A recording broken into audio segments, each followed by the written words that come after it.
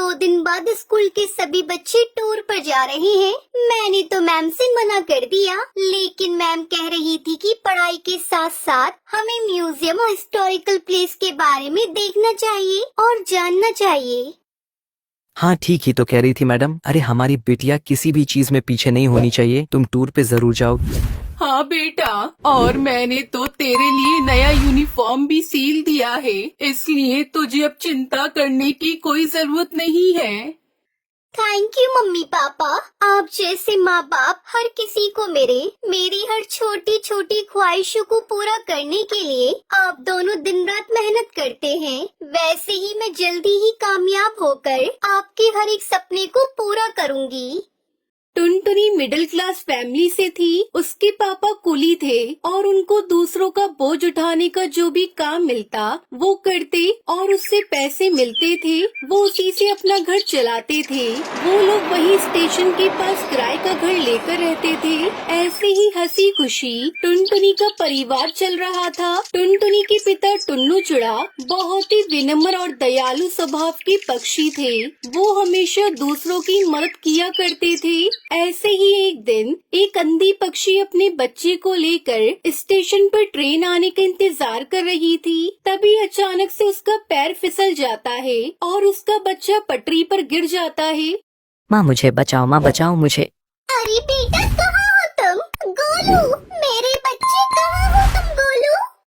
वो अंधी माँ बेबस होकर इधर उधर अपने बच्चे को तलाश रही थी। गोलू ट्रेन की पटरी पर रो रहा था और तभी उधर से तेज रफ्तार से हॉर्न देते हुए ट्रेन आ रही थी। तभी टुन्नू चिड़ा की नजर उस रोती हुई माँ और बच्चे पर जाती है। वो तुरंत ही सामान वहीं रखकर तेज रफ्तार से दौड़ते हुए पटरी पर जाता है और बच्चे को उठाकर स्टेशन पर रख देता है। तभी ट्रेन आ जाती है और टुन्नू चिड़ा अपने साहस भरे जज्बे के साथ उस बच्चे को तो बचा लेता है, लेकिन वो खुद को नहीं बचा पाता और उसकी वहीं मौत हो जाती है। ये खबर जब उसके घर वालों को पता चलती है तो उनके ऊपर मानो जैसे दुखों का पहाड़ टूट पड़ता है। वो लोग फूट फूट कर रोने लगते हैं।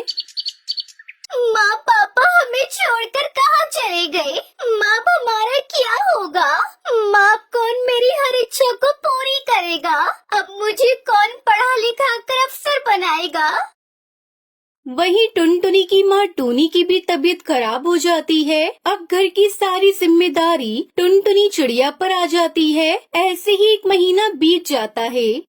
माँ मैंने दाल और रोटी बनाई है, चलो माँ थोड़ा सा खाना खा लो।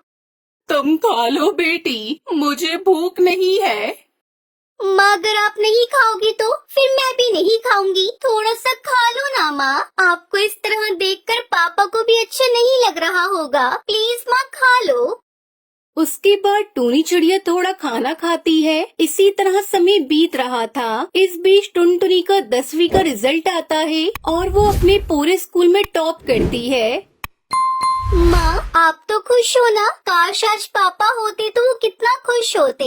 पर देखना माँ, मैं जल्दी ही आगे की पढ़ाई पूरी करके अपने पापा का नाम रोशन करूँगी। टुनटुनी ये सब कह रही थी कि तभी वहाँ पर उसका मकान मालिक कड़कनाथ सेठ आ जाता है। देख टुनटुनी, अब तुम दोनों अपने रहने के लिए कोई दूसरा ठिकाना ढूंढ लो, क्योंकि यह घर मैंने किसी और को किराए पर दे दिया है। मालिक, घर देने से पहले एक बार आप हमसे पूछ तो लेते। यह मेरा घर है और इस घर में किसे रखना है यह मुझे तुमसे पूछने की जरूरत नहीं है। तुम्हारा पति एक अच्छा पक्षी था, इसलिए मैं अभी तक चुप था, लेकिन अब और नहीं। अब तुम दोनों माँ बेटी ये घर खाली कर दो। उसके बाद दोनों माँ बेटी रोते हुए घर से निकल जाती है। माँ अब हम कहाँ जाएंगे माँ? जहाँ भी किस्मत ले जाए बेटी। चल बेटी मेरे साथ चल। उसके बाद दोनों माँ बेटी घर की तलाश में निकल पड़ते हैं, लेकिन उन्हें कहीं कोई घर नहीं मिलता। वो दोनों एक सुनसान सड़क पर बस चले जा रही थी। तभी एक तेज रफ्तार गाड़ी आती है और टूनी चिड़िया को टक्कर मारकर चली जाती है।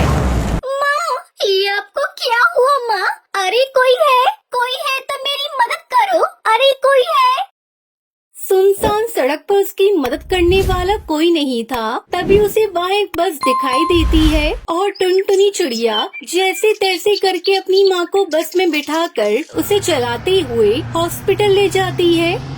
देखिए चिड़िया, तुम्हारी माँ के सिर से काफी खून बह गया है, हमें ऑपरेशन करना होगा। तुम जल्दी से 1 लाख रुपए जमा करवा दो। डॉक्टर साहब, आप ऑपरेशन की तैयारी करिए, मैं अभी पैसे लेकर आती हूँ। टुनटुनी उसी बस में बैठकर रो रही थी। हे भगवान, पापा को तो पहले ही मैं खो चुकी हूँ। अगर माँ को कुछ हुआ तो मैं नहीं जी पाऊंगी। मुझे हर हाल में मेरी माँ की जान बचानी है, लेकिन मैं इतने सारे पैसे कहाँ से लेकर आऊंगी?